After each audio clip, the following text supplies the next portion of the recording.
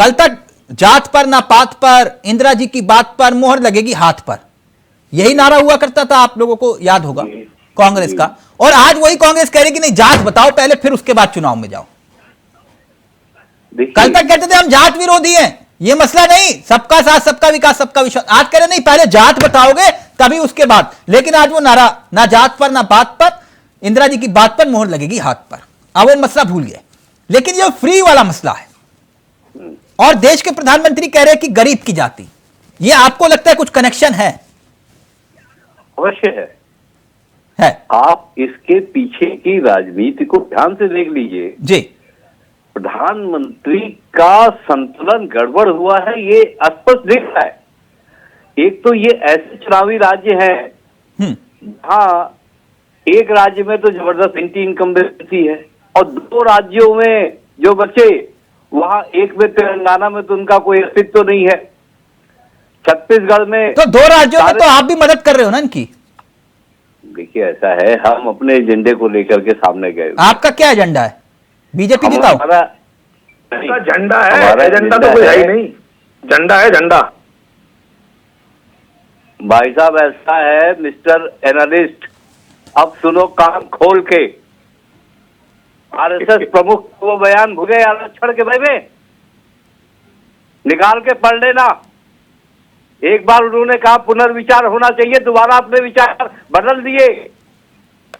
पढ़ ले रहे यहाँ आरएसएस का प्रवक्ता बन के बैठने की। अरे मैं यही तो कहना चाहता हूँ कि जिसको एक बार मिल गया उसको ना मिले। मुद्दे पे सुनो। अरे उसको ना मिले। नेताओं को बार बार आरक्षण क्यों मिले? नेताओं को बार बार आरक्षण क्यों मिले? हो जाएगी क्यों मिले? नेतागिरी करके देखा ईडब्ल्यूएस क्यों मिले? एक बार मिले नहीं होता।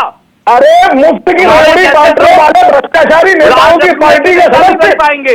इधर उधर की बातें नहीं करो, हिम्मत हो तो जवाब दो। यहाँ आकर के बस प्रवक्ता बन करके बैठ जाते हो और खाल ओढ़ लेते हो राजनीति। तुम भ्रष्टाचारी पार्टी का है, मैं किसी पार्टी का प्रवक्ता नहीं। शिक्षा भ्रष्टाचारी पार्टी के प्रवक्ता, झूठों की भ्रष्टाचार मनीष सिसोदिया की पार्टी के प्रवक्ता हो, शिक्षा देना चोरों की पार्टी के प्रवक्ता हो तुम। मेरा समय मत करो, मैं किसी पार्टी का प्रवक्ता नहीं। अरे वो दिख रहा है, अरे वो दिख रहा है, जेल में है वो, जेल में। सुप्रीम कोर्ट ने जमानत देने से मना कर दिया। अरविंद केजरीवाल भाग निकले सिंगरौली की तरफ, अब लौट के आएंगे तब ईडी देखेगी। हाँ जब देखेगी तब देखेगी। वो पानी पी लो, पानी पी लो, राजनीतिक लड़ाई को हम अरे पानी पी लो।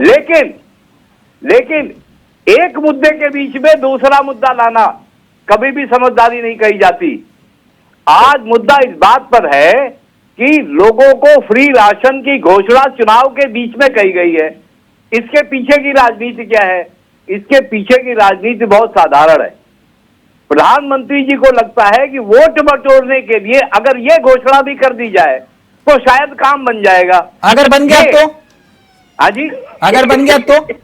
अगर बन गया तो ये तो जो है ना एंकर महोदय, ये क्वेश्चन मार्क बोल्ड में रख लीजिए। हाँ, बोल्ड में रख लीजिए। जिस दिन चुनावी नतीजे आएंगे कृपया बहस करिएगा, क्योंकि ये मैं ना बिल्कुल सही कहा आपने रमेश जी, और इस बात को नोट कर लिया जाए और पूरा देश इस बात को नोट करे। हाँ, जानते हैं क्यों मनीष जी, जैन साहब और प्रियंका जी? क्योंकि जिन राज्यों में यह चुनाव लड़ रहे हैं, यानी कि आम आदमी पार्टी,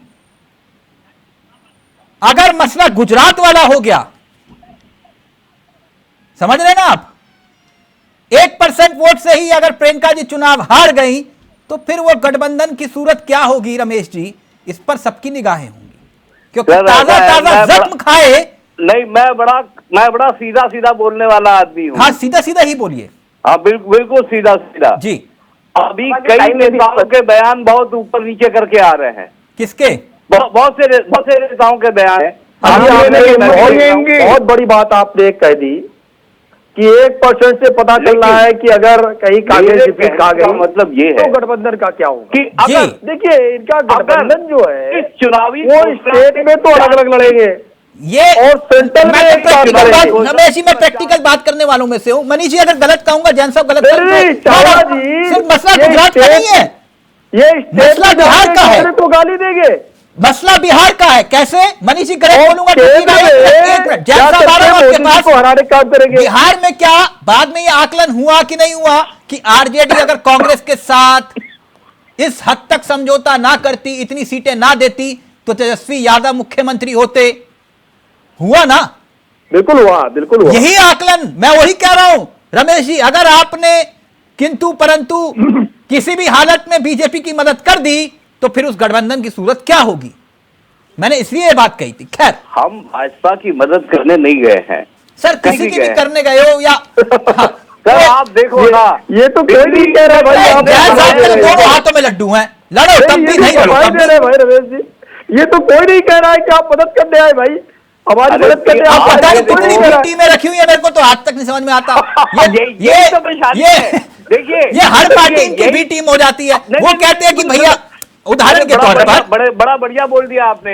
हाँ ये लोग हमको बी टीम समझ रहे हैं, ठीक है, ये कहते हैं आप उनकी टीम, वो कहते हैं उनकी टीम है। और आप देखो कि भारत के राजनीतिक इतिहास में 10 साल में ही राष्ट्रीय पार्टी बनने वाली के पार्टी है, और उनके देखते देखते हम एक टीम बन जाएंगे। एक टीम। रमेश जी, सिर्फ मसला आपका नहीं है,